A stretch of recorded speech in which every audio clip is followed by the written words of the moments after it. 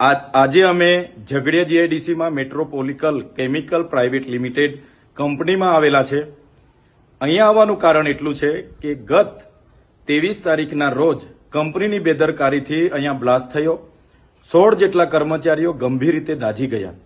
ત્યારે એમાંથી એક વ્યક્તિનું મૃત્યુ 2 દિવસ પહેલા સુરત હોસ્પિટલમાં થયું અને બીજા એક વ્યક્તિનું મૃત્યુ આજે થયું અને 14 લોકોમાંથી લગભગ 5 થી 6 લોકો એટલા ગંભીર ઘાયલ છે કે જે 80% આખું શરીર એમનું દાઝીને બળી ગયું છે.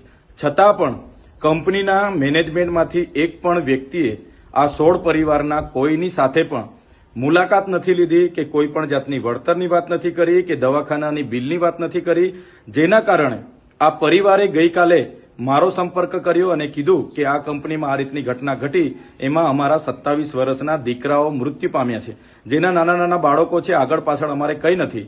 ચૈતરભાઈ, તમે કંઈ આવીને વાત કરીને અમને ન્યાય અપાવો. આજે અમે અમારી ટીમ સાથે એ કંપનીના ગેટ પર ગયા અને 11:30 થી લઈને 1 વાગ્યા સુધી ત્યાં ઉપસ્થિત પીઆઈ વાઘેલા, પીએસઆઈ બધાને અમે કીધું કે મેનેજમેન્ટમાં જે કઈ વ્યક્તિ હોય એને ગેટ પર બોલાવો અને અમારી સાથે જે પરિવારજનો આવેલા છે એમની સાથે માનવતાની રાહે જે વળતરની વાત હોય એ વાત કરે અને એમને ન્યાય આપવાનું કામ કરો.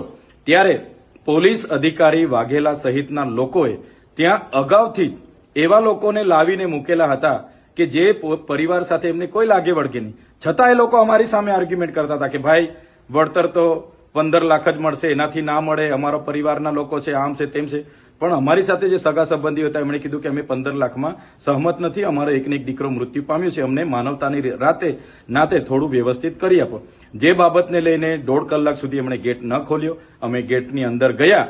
ત્યાંનો એક વ્યક્તિ રોનક કરીને કોઈ છોકરો હતો, એ તરત દોડી આવીને મને મારી સાથે ઝપાઝપી કરવાના એણે પ્રયાસ કર્યા. પીઆઈની હાજરીમાં મેં કીધું ભાઈ જે વાત કરવા માટે આવ્યા છે એની વાત કરો, બીજું ફાલતુ વાત અહીંયા કરવાની જરૂર નથી.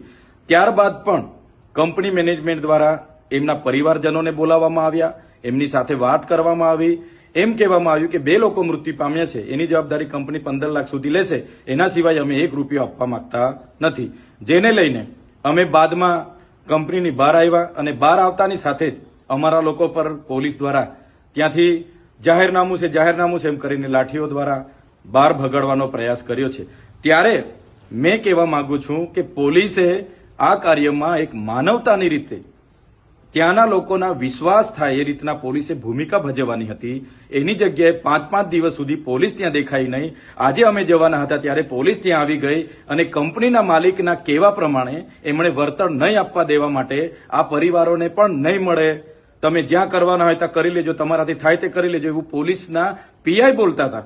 એટલે પોલીસની જે કામગીરી છે મને લાગે છે કે માલિકને ના તલવા ચાટતા હોય એવું મને લાગે છે. ત્યારે મેં એ વિસ્તારની તમામ જીઆઈડીસીઓમાં કામ કરતા કામદારોને, આ વિસ્તારના તમામ લોકોને મારે નમ્ર અપીલ છે, એક 16 પરિવાર સાથે જે ઘટના ઘટી છે બહુ ગંભીર ઘટના છે.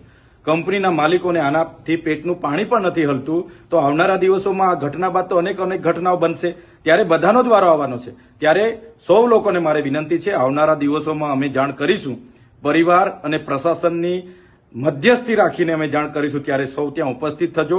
આ પરિવારને ન્યાય અપાવવાનું કામ આપણું બધાનું છે અને આપણે બધા સાથે રહીને કરીશું. આમાં જે પોલીસે ભૂમિકા ભજવી છે એ ખૂબ જ નિંદનીય અને દુઃખદાયક છે. પોલીસે એમના માણસોને બોલાવી ખોટા વિડીયો પણ બનાવ્યા છે અને અહીંયા પૈસા માંગવા આવેલા છે એવા વિડીયો પણ બનાવેલા છે. પણ પરિવાર આજે દુઃખી છે અને પરિવારની આ દુઃખની ઘડીમાં સહકાર આપવો એ આપણી બધાની ફરજ બને છે. ત્યારે આવનારા દિવસોમાં તમામ લોકોને મારે અપીલ છે, જ્યારે પણ તમને જાણ કરવામાં આવશે 1 દિવસનો સમય ફાળવીને બધાએ ત્યાં પહોંચવું પડશે અને આ 16 પરિવારને ન્યાય અપાવવા માટે આપણે બધાએ ત્યાં ઉતરવું પડશે, એવી મારી આપ સૌને વિનંતી છે. જોહાર, જય આદિવાસી.